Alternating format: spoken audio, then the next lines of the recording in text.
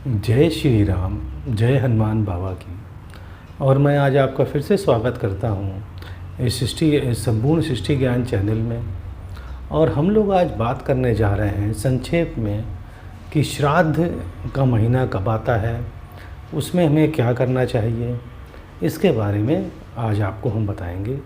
तो चलिए शुरू करते हैं। शुरू करने से पहले जय श्री राम, जय हनुमान बाबा की जय और हमारे पितरों की जय।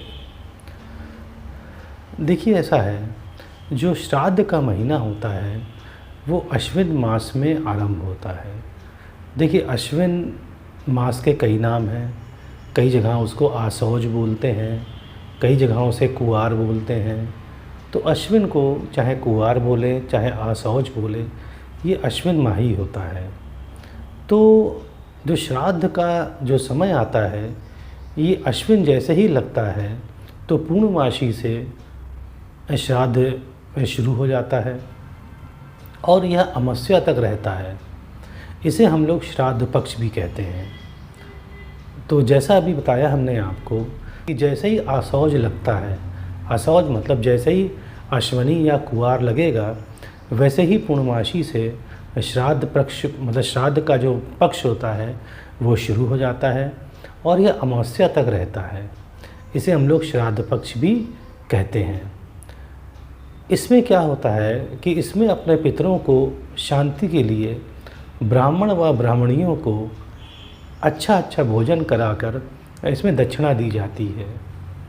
इसमें ज़्यादातर घरों में ये होता है कि सवेरे सवेरे नहाकर जो भी घर का बड़ा है वो वहाँ पर एक किसी बर्तन में पानी भर दिया जाता है और एक प्लेट या कटोरा टाइप का ले लिया जाता है और उसी बर्तन से लोटे में जल निकालकर हाथ में तिल लेकर, और कुशा अगर है तो कुशा को हाथ में लेकर, पहले हाथ में कुशा लेकर फिर उसमें तिल रखकर फिर उसमें जल डाल के अर्पण किया जाता है उस कटोरे के अंदर।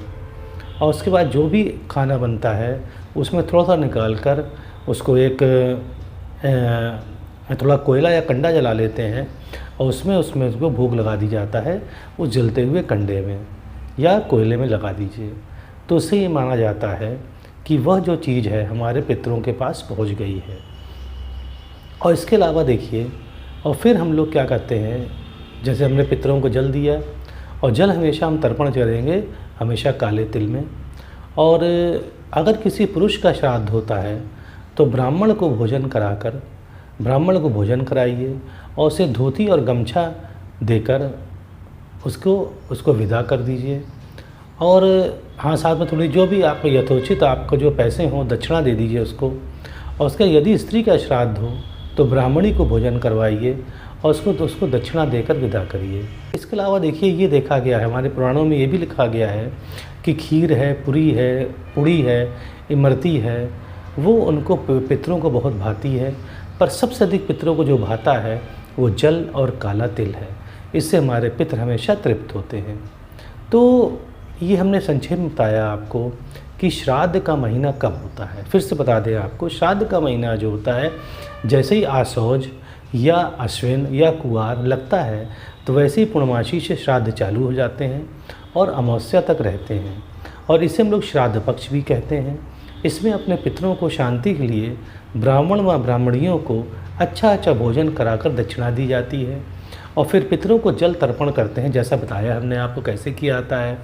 और यदि किसी पुरुष का श्राद्ध होता है तो ब्राह्मण को भोजन कराकर धोती गमछा देकर और यथोचित जो भी आपके पास हो दक्षिणा देने के लिए वो दे दीजिए। और यदि स्त्री का श्राद्ध हो तो ब्राह्मणी को भोजन कराइए और उसको चाहे आप कोई साड़ी दे दीजिए और उसको दक्षिणा देकर विदा कर दें। और ये भी कहा गया है कि खीर है, पुड़ी है, इमरती है, तो जो बन रहा है वो लगाइए, वो दीजिए, वो चढ़ाइए पितरों को और खिलाइए ब्राह्मण ब्राह्मणी को, क्योंकि वो उनको पितर बहुत तृप्त जल्दी होते हैं। और पितर सबसे ज़्यादा तृप्त होते हैं जल से और काले तिल से। तो देखिए, संक्षेप में बताया हमने आपको कि श्राद्ध क्या होता है और घर में अगर हैं तो कैसे करना चाहिए।